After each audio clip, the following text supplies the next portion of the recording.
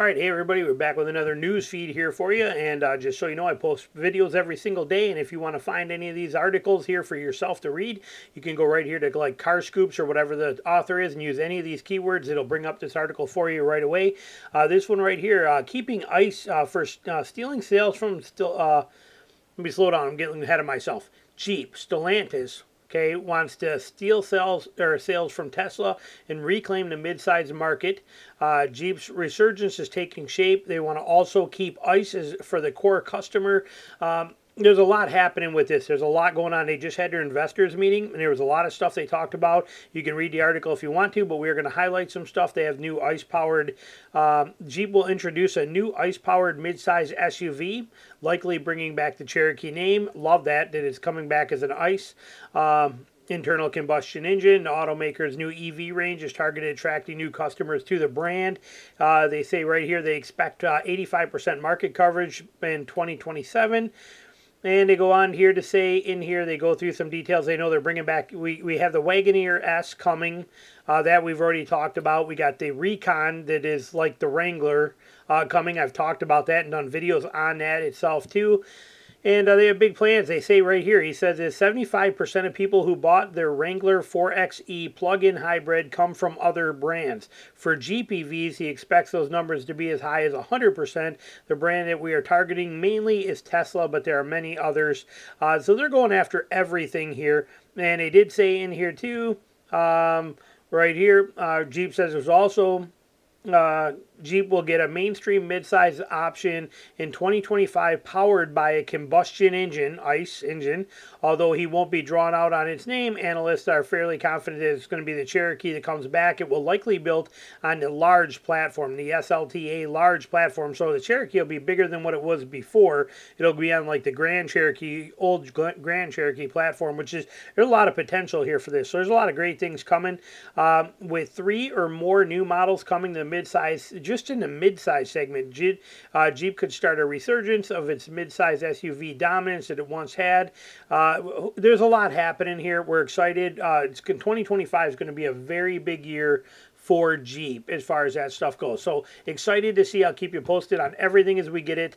Like I said, we already talked about the new Cherokee coming. We talked about the Grand Wagoneer, or the Wagoneer S coming. We talked about... the Renegade, possibly the Renegade coming back as an EV model, which doesn't interest me too much. And we've talked about the Recon and all this stuff coming. But Jeep's got some pretty interesting things up their sleeve. Here we got a recall. Okay, Ram trucks recalled over transmission fluid leaking over electrical components. They are saying that it could make you lose the park function. As a remedy, the automaker states that replacement valve bodies and control units are in the offing of 20... It says, I'm sure it says offering, means offering, but in 214 vehicles, affected population can be split up as 6 units of the 3500 pickup, 1 unit of the 3500 cab chassis, 36 of the 2500s, and 171 of the 1500 trucks. Okay, so if you got one of these, these are your numbers that you're going to want to check out for the recall numbers and the parts that are in here. And you can use your VIN to check it here and see what it is. It's part of the ZF Transmission Group. ZF makes amazing stuff. Their transmissions have always been phenomenal. But it's a simple recall. But you know, as far as like they're going to take care of it for you, so it's no big deal, easy to do, but at least they're taking care of it. Look at what we get from, like Ford, where when they got leaky fuel injectors, they just put a tube in there to bypass the fuel on the ground and don't fix the cracked injectors. Okay, Ram is taking care of this, and they're taking care of it quick, and they're telling you all the info right here on how to get it set up. They're telling you they'll notify you by July 26th, and they're also telling you if you need to get a hold of them beforehand. Somewhere in here did I see, they said you can check by VIN number right here attached below the recall report. That is it. Here's the number of the recall 24V413. So you can call your dealer, give them the VIN number, and they will tell you the proto or through the recall portal and check everything out for you. Moving on from there, we have right here Edmunds. Okay, Edmunds reviews a lot of vehicles. Edmunds is a very big organization, and here's what they're saying is the best trucks of 2024 and 2025. Okay, they got all categories according to them in their reviews and their drives. Not mine, but this is what they are saying. Best small truck, they don't have enough to go on. They say not enough vehicles yet to rank. Apparently, they're ranking based on 2022. They say that Hyundai Santa Cruz is better than the Maverick at 7.4 and 8.1. There you go. Midsize, they are saying number 1 at 8.2. Rating is the Ranger. Number 2 is the Colorado at 8.1, and the Honda Ridgeline at 8.0. Down here, best top 3 large trucks. We got a F-150 is number 1, Ram 1500 is number 2, and a Tundra is number 3. And heavy duty truck wise, they're saying a Ram 2500, and then they got a number 2 at the Chevy Silverado 2500 HD at 7.6. So there's that. You can click on these if you want to see them more. Like, let's see what this shows us for more. Here's the ranking here. They're going first for the Ranger, second for the Colorado, third for the Ridgeline, Tacoma 4, Gladiator 5, Nissan 6. Let's go back and take a look at those other ones if you want to see them real quick. For full size, they are going Ford F-150 first, Ram 1500 second, Tundra third, Sierra fourth, Colorado fifth, Nissan Titan sixth. If we go to the HD lineup, they're only giving us apparently 2 in the HD world. So that's all we're getting there. Now, this one, this is what the main thing I wanted to talk about was. Okay, this is huge. Okay, and Toyota's been doing this for a while. They started in 2006 with some Lexus models, but now they're Toyota, Mercedes has been doing it. BMW's been doing it. Let's see here. They list some other ones, but we knew it was there and it's been out. But we're gonna tell you what they're planning to do with it, which is crazy. Okay. Trickle down to these brands somewhere in here, might have been right there, right here, okay? Similar systems have been spread to other luxury brands, including BMW, Cadillac, Mercedes-Benz, Tesla, Volvo, that kind of stuff. It was first used in Lexus back in 2006, which is why I put a Lexus on a thumbnail, because they were the ones that kind of started with this stuff. And, you know, Toyota was the first automaker to introduce in-car camera system. Okay, and what this is this is going to pay attention to everything you do. These are cameras mounted inside your vehicle that are watching you as a driver, watching your passenger. They say that they're going to take your vital signs. They are going to know everything that's going on. They're going to watch for you. See, like right here. Do you know what you look like when you're behind a wheel? If you drive a late model car, chances are your camera does. Those cameras can help determine whether you're distracted or drowsy, or soon they'll be able to track not only how you and your passengers behave, but also your size, your weight, even your vital signs. They'll also be able to detect everything from a baby left in the back seat to whether someone got sick in the car. This is the world we live in. In-car cameras first started appearing in luxury vehicles close to 2 decades ago, and in recent years they've become more commonplace, so much so that they'll soon be mandatory in Europe. Soon will be mandatory in Europe. They will initially develop in large part to help drivers keep their eyes on the road and have since evolved to support hands-free automated driving. We see that. That's how these cars work now, the Teslas and all that stuff, and the Rams and all these Fords and all these, you know, self-driving car capabilities. They have to watch and monitor you too, okay?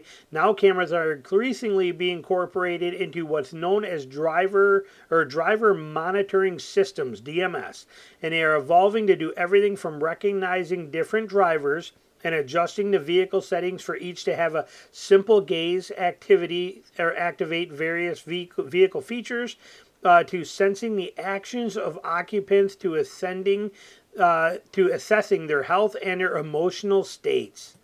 But will all this advanced modern technology designed to make the time we spend in the car safer and more comfortable come at a cost? As is the case with every emerging technology designed to track humans and human behavior, there are trade-offs in the form of emerging privacy and security concerns. Okay, cameras are always watching from the outside. They say they're seeing everything there. We get that and understand what they're doing and all that kind of stuff. But you know, and here you go again with this automated autonomous driving that these vehicles have today. They have to watch this stuff and see what it is, and they get it and pay attention to this stuff. But now the focus is turning to in-car cameras and DMS tech they enable both here and elsewhere. The European Union has implemented mandates that all new vehicles sold, including passenger cars and trucks, as well as commercial vehicles such as big rigs and buses, be equipped with multiple ADAS systems, including DMS tech, as part of the greater rollout. In addition, European New Car Assessment Program, or Euro NCAP, favors including the inclusion of DMS to active to achieve a 5-star rating. Okay, for most car makers, it's extremely important to maximize their star ratings. This is just ridiculous. By 2026, they'll be adding DMS in everything from a Toyota Yaris to a Mercedes-Benz S-Class. This is here. This is here. This is disgusting. This is just ridiculous when your vehicle on the inside is spying on every single thing you do. And I thought I saw a spot in here with Tesla saying something. Hang on, I want to find that real quick. Okay, similar systems have been spread to other luxury brands. Like I said, Mercedes-Benz, Tesla, Volvo, primary support to hands-free stuff. GM started using it with its Super Cruise, that kind of stuff. Sorry to fly right there coming by. Okay, these systems use various methods of steering input to detect whether the driver is engaged. They're also using cameras to confirm if the driver is looking. If a car is semi-autonomous mode driving down a freeway, automakers want to ensure the driver is capable of taking control. Okay, so it means you're not sleeping. Technology increased trickle-down brands. Subaru's getting it with the Drive Force feature. Can recognize up to 5 drivers and tailor each vehicle's settings in mirrors and everything to meet those. And then this is, you're going to use your eyes to control different parts in here. A driver's eyes can now also be able to control vehicle features, such as BMW's new Highway Assist with automatic lane change.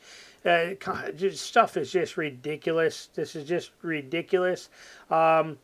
Okay, and then structural passengers, 15Bs, looking for where it's at here.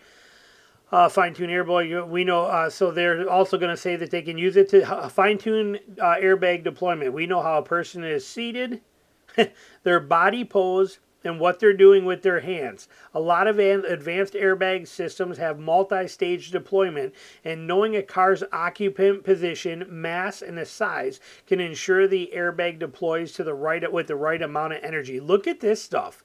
Look at what this thing is watching all the time in the car. It's just unbelievable, the stuff that we're getting into here and what we have happening with all these kind of things. And it brings up the privacy factor. And then right here, Tesla, okay, see right here, Reuters reported that between 2019 and 2022, Tesla employers shared among themselves sometimes highly evasive videos and images recorded by in-car cameras. Okay, pretty crazy when you think about that. There's employees that are sitting there. If you own a Tesla, they're in there and they're sharing images and your videos of you guys in your car back and forth with each other. Just unbelievable what's going on, what this world has come to. So food for thought, pretty scary stuff, pretty disgusting. See it right here, the camera right there. I mean, this is a sick, sick time. And it's here. Put your comments down below. What do you think about this? Does it bother you? Are you upset with it? Are you going to not buy a new car that has it? What are you going to do when your old car is no good and you have to buy a new car and it's going to come with it? Myself, personally, I promise you, anywhere there's a camera, I'm putting tape over it. I don't even want them to have an option to look. It's none of their business what I'm doing, where I'm going, any of that kind of stuff. And just to spite, I'd cover it up just to piss them off. So what do you feel? What do you think? Share it down below. Thanks for watching.